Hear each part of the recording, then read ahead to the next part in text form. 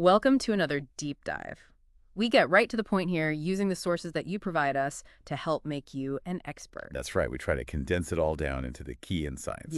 And today we're going to be looking at something really interesting called Underground Bodybuilding Secrets. It's a PDF, and it's all about a unique perspective on diet and training for what they call explosive growth. Yeah.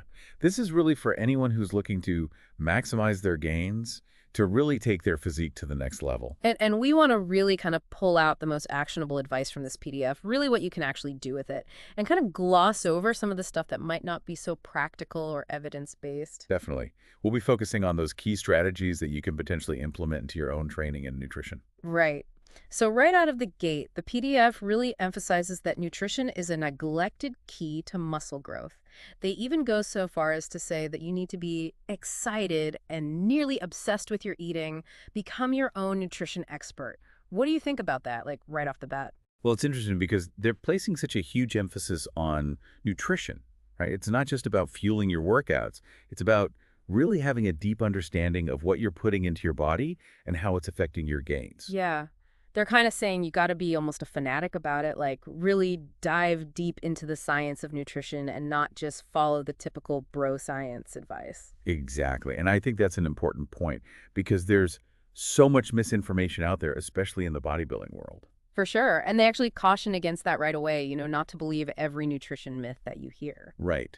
So the key insight for you is to really become your own expert, do your own research, and don't be afraid to question what you hear, even from well-known sources. Definitely. And they also really hammer home the importance of consistency. They say that getting huge takes consistent eating over time. It's not just about short bursts of dieting. It's about making those good choices day in and day out. Absolutely. I mean, any significant change in your body, whether it's building muscle or losing fat, requires consistency. You can't just do it for a week or two and expect amazing results. Right. You got to be in it for the long haul. Exactly. And that's where a lot of people fall short. They get excited, they start a new diet or training plan, but then they lose motivation or they get sidetracked. And to kind of help with that, they talk a lot about being prepared, like always having the right foods available. Make those regular trips to the grocery store, stock up on your staples like chicken, beef, potatoes, pasta, vegetables. They even make a point of saying it doesn't have to be expensive. Yeah, that's a really good point. A lot of people think eating healthy has to be expensive, but it really doesn't. These basic ingredients are actually quite affordable. And they give you guidelines for like how long these foods stay fresh. So chicken 2 days, beef, potatoes, and pasta up to 4 days, vegetables around 3 days. That's really helpful. Yeah, it takes the guesswork out of it. You know exactly when you need to cook and how long you can store things. Right. And then they even recommend rotating your foods weekly. Like, maybe this week you're having chicken and brown rice. Next week it's beef and sweet potatoes. They also say try new recipes to keep things interesting. Absolutely. That's a great way to prevent boredom, and make sure you're not getting sick of eating the same things over and over again. And now this is where it gets really intense. They present an example of a daily eating schedule for getting huge, and it includes 9 meals. 9 meals. Wow. Yeah. It's a lot. We're talking a fruit platter, boiled eggs, beef jerky, protein shakes. They even have a specific pre-workout and post-workout nutrition outlined. What's your first thought when you see that kind of high meal frequency? Well, my first thought is that's a lot of commitment, right? I mean, Yeah. to eat that often throughout the day, it's really about keeping your body constantly fueled with the nutrients it needs to build muscle. Yeah. And they kind of hint that this specific plan has some underground secrets, they call them, that they'll explain later on, so it makes you curious. Like, why this exact combination of foods? Why this timing? Yeah, definitely piques your interest. And they do elaborate on that later, talking about a jealously guarded meal plan for explosive growth and claiming it has some real advantages for nutrient supply. Right. And they have another example, meal plan for the most effective digestion and nutrient uptake.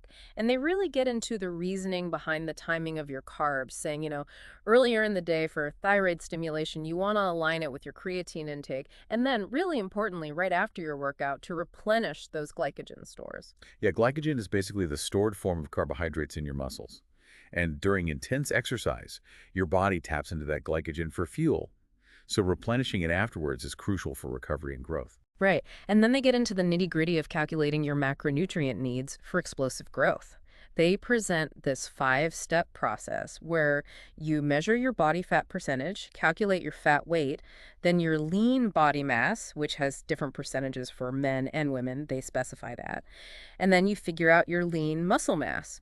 And finally, you use that number to determine your daily protein requirement, which they recommend as your lean muscle mass times 2.5 grams. Quite the formula. Yeah, it's a very individualized approach. They're not just giving you a generic recommendation. Hmm. They're factoring in your specific body composition to calculate the optimal protein intake for your muscle growth goals. Right. And they realize that not everyone's going to love doing all that math, so they mention they have a spreadsheet that does all the calculations for you. Oh, that's nice. Yeah. It'll even break down your daily calories, protein, carbs, and fats into per meal recommendations.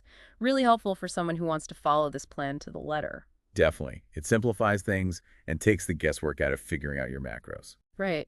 And once you've got your numbers from the spreadsheet, they say you learn about their approved proteins, fats, carbs. We'll get into that later. You choose the foods you like, look up the nutritional values, prepare the recommended amounts, and then you're good to go. They do mention, though, that you can switch between different approved foods and recipes so you don't have to eat the same thing every day. Yeah, that's important for sustainability, right? I mean, you don't want to be stuck eating something you hate just because it fits your macros. Exactly. And the final point they make on the nutrition side is to adjust your meal plan every 2 weeks to account for any muscle you've gained and to avoid plateaus. So regularly weigh yourself, measure your body fat, and make those necessary adjustments. It's all about continuous adaptation based on your progress. Yeah, it makes sense. As your body changes, your nutritional needs will change as well. It's not a one-size-fits-all kind of thing. Okay, now let's move on to the weight resistance training part. They really see this as equally important as nutrition for achieving that explosive growth. And they actually mention their methods are rooted in transforming skinny guys. They do assume you have some knowledge of basic exercises, though. Right. So if you're completely new to weight training, they do recommend some resources like Bill Pearl's Keys to the Inner Universe and Arnold Schwarzenegger's Encyclopedia of Bodybuilding. Those are some classic bodybuilding books that cover a wide range of exercises and techniques. Yeah, really great foundational resources if you're new to it. But then they dive into their crash course, they call it, on maximizing your workouts. And basically they say, more lifting generally leads to bigger muscles, but you gotta be careful about overtraining. Right. It's a fine balance between pushing yourself hard enough to stimulate muscle growth, but not so hard that you hinder your recovery. Right. And to kind of structure that, they introduce the concepts of phases and cycles within their training plan. What do you think about that? Like, what are those exactly? Well, think of phases as specific blocks of training with different goals. So maybe one phase focuses on building strength, while another phase emphasizes hypertrophy or muscle growth. And then cycles are the periods you spend completing each phase. Right. So it's like a structured way to progress your training over time, prevent your body from adapting too much to one type of workout. Exactly. And they actually outline 3 different training cycles, beginner, intermediate, and advanced, each with a different training frequency per week.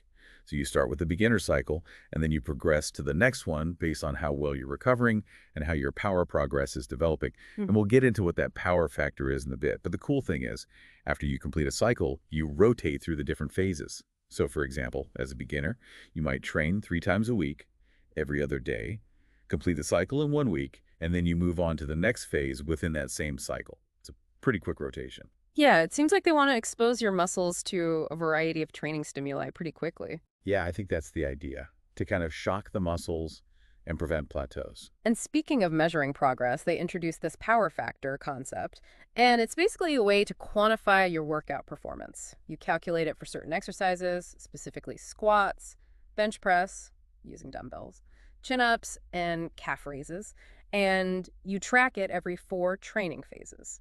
Have you heard of this power factor thing before? Yeah, it's not a common metric, but the idea is to go beyond just looking at how much weight you're lifting.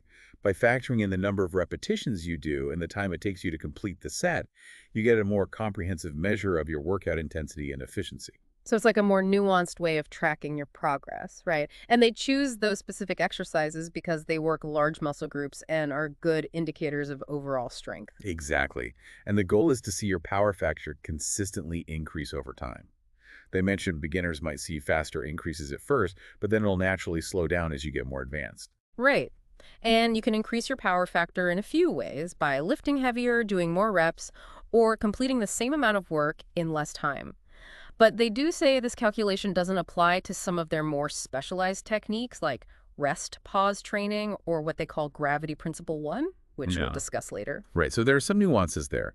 It's not just a one-size-fits-all formula. Now, knowing when you need more recovery is also linked to this power factor. So if you're not seeing those consistent increases anymore, if your power factor plateaus or drops, that could be a sign to move to the next training frequency cycle, which means you might need to train more or less often. Yeah, it's basically a data-driven way to manage your training volume Yeah. and avoid overtraining. Instead of relying on just how you feel, you have this objective measure to tell you if your body needs a different stimulus or more rest. Right. And they do acknowledge that the percentage increase that signals you need a change will vary from person to person. So it's really about paying attention to your own individual progress. Definitely. Everyone responds to training differently. There's no one-size-fits-all approach. And for those who hit a plateau in cycle 3, the advanced stage, they suggest some more drastic measures like trying high repetition training, taking complete rest for a while, increasing your calorie intake, cutting back on cardio. It seems like at that point, you might need a real shakeup to break through that stagnation. Yeah, by the time you get to the advanced stage, your body has likely adapted to your training to a certain extent, so you need to introduce something new and challenging to continue making progress. And they actually give you the formula for calculating your power factor percentage increase and list a whole bunch of benefits of their 4-phase plan. They claim it helps you avoid overtraining, gives you built-in breaks for growth, allows you to train smaller muscles more frequently, and even minimizes stress on your organs. Seems like they really think this is the optimal way to structure your training. Yeah, they make a lot of claims about the benefits of their system. And it does seem to align with some well-established training principles. Right. So let's break down those 4 phases now. Phase 1 is all about full body workouts. They focus on the bigger muscle groups, but they actually say to skip calves in this phase. You do one warm-up set and one working set for each superset. Keep the reps low, around 4-6, but with 5 distinct 5-second pauses during each rep. This is what they call gravity edge 1. Sounds pretty intense, those pauses. Yeah, it's all about maximizing that time under tension. And the lifting is supposed to be really slow and deliberate. Workouts are capped at 45 minutes. You take 2-3 minutes of rest between supersets, and there's no additional cardio, just walking on your off days. They say this phase is really about packing on muscle from that extended time holding the weight. Yeah, it sounds like a very high-intensity, low-volume approach, definitely aimed at stimulating those muscle fibers in a unique way. Then phase 2 shifts to daily body part splits, so you're training different muscle groups on different days. It's chest, biceps, abs one day, back and triceps the next, and then legs, calves, and shoulders the day after that. For each superset, you do one warm-up and then 3-4 working sets. Reps go up to a medium to high range, 8-12, pace is moderate, shorter rest between sets, around 1-2 minutes, and again, no extra cardio. They say this combines the benefits of both high rep and heavy weight training to hit those different muscle fiber types. Yeah, this is a more traditional bodybuilding split, allowing you to really focus on 1 or 2 muscle groups per workout. Now, phase 3 is where things get really crazy. It's either drop sets and supersets or giant supersets. Yeah. They actually provide examples of how to do these. Like for drop sets, they have a chest and biceps routine with specific weight adjustments. For giant sets, they have a chest routine with incline Smith machine press, dumbbell flies with weight stripping. The pace is supposed to be fast, keeping your heart rate up to 1.5 minutes of rest after drop sets. The point here is to really push your limits, create that metabolic stress, and maximize blood flow to the muscles. Yeah, these are some advanced training techniques that can definitely help you break through plateaus. And finally, phase 4 is all about power and speed training. You do 3-4 working sets, low reps, 3-5, and they focus on an explosive positive movement. Gravity edge 2, they call it. Basically, you explode up on the lift and then control the weight down, counting to 4 as you lower it. Longer rest periods here, 2-3 minutes, and no extra cardio. The goal is to maximize both your strength and speed. So they're really hitting all aspects of strength training, from that time under tension in phase 1 to hypertrophy in phase 2, metabolic stress in phase 3, and then power development in phase 4. Right. It's a pretty comprehensive system. And they do offer some general workout tips. Make sure you have that mind-muscle connection, control your lifting speed, warm up properly, stretch after your first working set of each exercise, and actually schedule your workouts. All good stuff. Yeah, the basics are important. It's easy to get caught up in fancy techniques, but you can't forget the fundamentals. Now, they move into underground nutrient timing strategies, and this is all about when you eat certain nutrients in relation to your training. The first strategy is to avoid eating for 2 hours before you work out. They say it helps with digestion and blood flow, but they do recommend having a light protein drink an hour beforehand. What do you think about that? Like training on an empty stomach? Well, it's a strategy some people swear by. The idea is that if you don't have food in your stomach, your body can better direct blood flow to your working muscles during your workout. And that light protein drink beforehand can provide some amino acids without causing digestive issues. Right. And strategy two is all about taking L-glutamine before your workout. They recommend 10 grams with water about half an hour before you lift. They say this can help prevent muscle breakdown and maintain a positive nitrogen balance in your body. Yeah, L-glutamine is an amino acid that's involved in muscle recovery and immune function. So some people believe that supplementing with it can help reduce muscle damage and promote growth. And strategy three is just about hydration. Drink half of your daily water intake leading up to your workout, but stop about an hour before so you don't feel bloated. They say this is really key for maximizing strength and recovery. Yeah, hydration is super important for any type of exercise. Dehydration can really impair your performance. And finally, strategy four is to consume carbohydrates right after your workout. No later than 45 minutes, they say.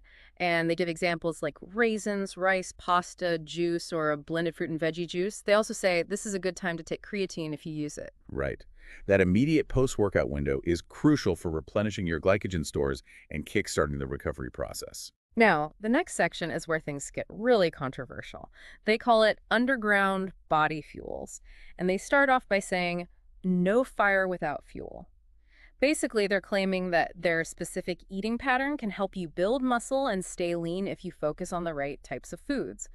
And they really emphasize the importance of what they call proper saturated fats, but they have a really strong stance against unsaturated oils, which goes against a lot of mainstream nutrition advice. Yeah, this is where they really diverge from conventional wisdom. They have a whole list of reasons why they believe unsaturated oils are harmful, from increasing free radicals to becoming rancid in the body. They're even skeptical of the supposed benefits of omega-3s. It's a pretty strong opinion. Yeah, it's definitely something to consider carefully. And on the flip side, they're big proponents of coconut oil. They recommend a high daily intake, saying it can be used as a substitute for butter, in cooking, for everything, basically. And they claim it has tons of health benefits. Yeah, coconut oil has become pretty popular in certain health and fitness circles, and it does contain those medium-chain triglycerides, or MCTs, which are metabolized differently than other fats. But I think it's important to remember that any food, even something considered healthy, should be consumed in moderation as part of a balanced diet. Right. And they actually mention MCTs as a good energy source, but not necessarily better than coconut oil, which they see as more cost effective and having more overall benefits. Yeah, they tend to favor whole food sources whenever possible. And they remind you to limit those carbs, especially simple sugars, except after your workout and at breakfast. Right. That's in line with their overall strategy of managing insulin levels and promoting fat burning. And then they have a whole section with recipes and sauces, banana coconut raisin porridge, different egg dishes, chicken, beef, and fish recipes. They have sauces like ginger sauce and metabolism mayonnaise. Lots of options for adding flavor to your meals. Yeah, the recipes and sauces are a nice touch. They make the plan seem more doable and less restrictive. Right. And they have quick shake recipes that avoid combining protein with starchy or simple carbs, and even ideas for vegetable side dishes. It's a pretty detailed and well-rounded approach to nutrition. Definitely. They've really thought it through. Now, the final main section is called Jealously Guarded Training Tips and Treasures. And they emphasize that weight training is the only way to truly lose fat and gain or maintain muscle at the same time. Yeah, that's a common belief in the bodybuilding world. And there's some truth to it. Weight training helps preserve muscle mass while you're dieting, which can help boost your metabolism and make it easier to stay lean in the long run. Right. And they offer tips for recognizing and dealing with overtraining, differentiating between different types of muscle soreness, and suggest remedies if you're feeling overtrained or stiff, like Epsom salt baths or light cardio. They also have a secret warm-up routine that involves doing just enough cardio to break a sweat, followed by a light set of 20 slow reps for each muscle group. That's a good approach to warming up. You want to prepare your body for the workout without fatiguing yourself too much. And they talk about tackling low energy and motivation, linking it to your diet, sleep, and stress levels. They really emphasize the importance of a holistic approach to your well-being. Yeah, it's not just about what you do in the gym. It's about your overall lifestyle. Right. And then they get into their gravity edge principles, which are basically specific ways to manipulate the tempo of your lifts. Gravity Edge 1 is about slowing down the negative portion of the lift, counting to 4 as you lower the weight.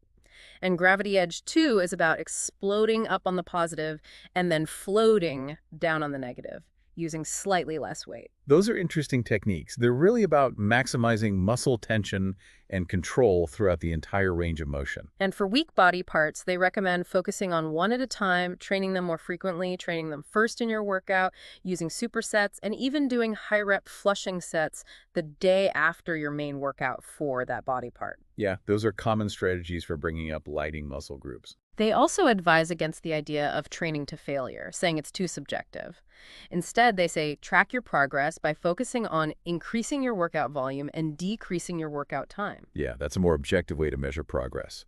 And they emphasize the importance of those lifestyle factors again: rest, stress management, sleep. They even call creating an anabolic environment in your body a crucial secret and say it's all about managing stress to control cortisol levels. Right. And just to clarify, anabolic processes are those that build things up, like muscle tissue. And catabolic processes break things down. So you want to create an environment in your body that favors muscle growth. Exactly. And then they wrap up the training section with detailed advice on exercise form for each major muscle group, reiterating that mind-muscle connection, and briefly mentioning some advanced techniques again, like supersets and drop sets. They really hammer home that consistency is key, both in your diet and training, and even address common excuses for skipping workouts. They're really trying to instill that disciplined mindset in you. It's not just about knowing the right techniques. It's about having the mental fortitude to stick to the plan. Right. Now, their perspective on protein powder is interesting. They're not big fans of whey protein. They actually recommend getting your protein from whole food sources like beef and fish whenever possible. Yeah, they have some concerns about the quality of whey protein and the potential for unhealthy additives. They also argue that whole foods are better for fat loss because they have a higher thermic effect, meaning your body burns more calories digesting them. Right. And they even share a story about getting really bad gas from a low-quality protein powder. Not pleasant. But definitely not. So, their list of approved proteins includes grass-fed, growth hormone-free meats, wild-caught fish, and even fermented or sprouted tofu. They're very specific about what they recommend. Yeah, they have a very particular set of criteria.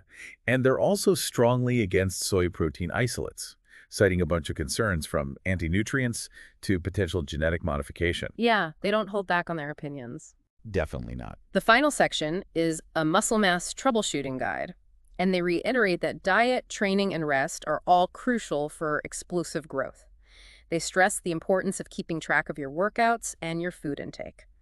They introduce this concept called the underground body assessment, which is basically monitoring your progress by taking measurements, tracking your strength and endurance, and even taking photos to see how your physique is changing. That's a good way to hold yourself accountable and make sure you're actually moving in the right direction. Right. And they offer a bunch of tips for enhancing muscle gain, like avoiding drinking liquids with meals, eating slowly, chewing your food thoroughly, strategic food combining.